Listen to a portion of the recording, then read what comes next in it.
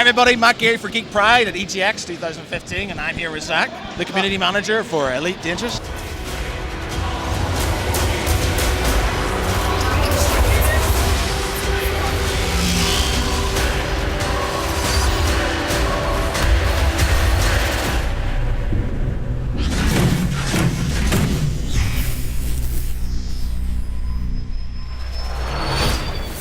How's things, Zach? Really good, thanks. And how's EGX been going for you so far? Do you know what? It's been really, really great. We've had loads and loads of people coming back, loads of people returning. It's been fantastic. Okay, for those who have been living under a rock for, whatever, tell us about Elite Dangerous. It's a remake, obviously, of a very old school, 80s game. So explain it to us. Yeah, so the original came out in 1984. And as you say, it's the most modern remake of the game in terms of from David Braben. The game itself is like a really rich, expansive world that you can go into, that you can basically do anything. If you want to be a pirate, if you want to be a trader, if you want to be a miner, you can do anything that you want within the game. You go out, you take missions, you do CGs, you do all of these different things that you can do in the galaxy. And for me, the most impressive part of it is the galaxy itself is a one-to-one recreation of the galaxy that we have right now. So if you look up at the night sky and you see a star, you can fly out to that star. You can actually visit it. So it's a real recreation of the galaxy. Do you have, I always remember my father playing the old version, the really old school version, and I always remember Barnett Star. Mm-hmm. Do you have Barnett Star? Yeah, absolutely. Brilliant. Okay. The evolution of it from what it was in the 80s, the sheer expanse, is it basically immense? How big is this game? I mean, it's huge. It is literally just absolutely, words cannot describe how large and vast the game is. If you think about, the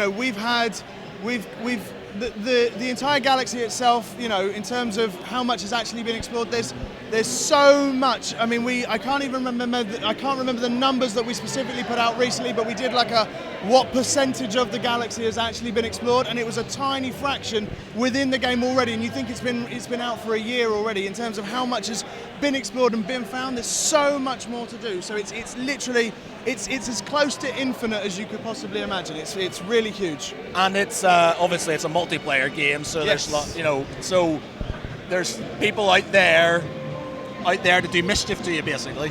Yeah, absolutely. There are people out there that will come along and they want that. There's pirates and they will play like pirates and they will find you and they will take your cargo. There are ones out there that aren't, and they will sit there and they will help you and you play together and it's really cooperative. And so, there's as I say, you can do anything in the game whatsoever. So what about you? You're a pirate sort of fellow. I know the beard. I don't know. Maybe. I know. Don't let the beard fool you. I'm a lover, not a fighter. I'm not into piracy. It's fine. No, that's good, man. That's good. Okay. Right. So.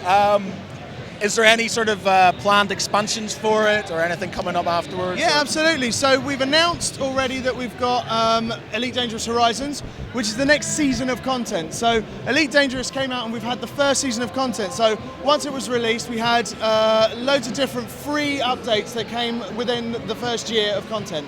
That was our first season of expansion. So things like Wings, Community Goals, CQC, which people are demoing right now, Power Play, they all came out as free updates as part of that package. That's the first season. Right now people can pre-order the second season, which is Elite Dangerous Horizons, which is we've already announced that comes with the first expansion, which is going to be Planetary Landings. That's the first free expansion as part of that season. And also we've got a talk here at 4 p.m. where David Braben, executive producer Mike Brooks, Chris Gregory and Sandra Sammarco are going to be talking about some of the other features that are coming up as part of that next season. Planetary Landing sounds quite. Is it what it is exactly what you think it is. So basically, it starts off with airless planets, but you will be able to fly down to the surface. You'll be able to take an SRV, like a Scarab. It's like a buggy type thing. Well, not so buggy. It's definitely an SRV, and it'll drive around the planet's surface. You'll be able to do loads of different things down there. More importantly, you'll be able to have things from orbit down, so you can have dogfights in ravines and everything. So it's really, really kind of adds another level to the gameplay. So people basically aren't going to be able to get away from this game. It's going to be so immersive. It's just going to be. Absolutely, absolutely. That's it. Once you're in, you're in. It's a real world. We've got you. That's it. You watch it. Awesome. Right. Quick thing I forgot to mention. Game mechanics is hard because I know some people have struggled with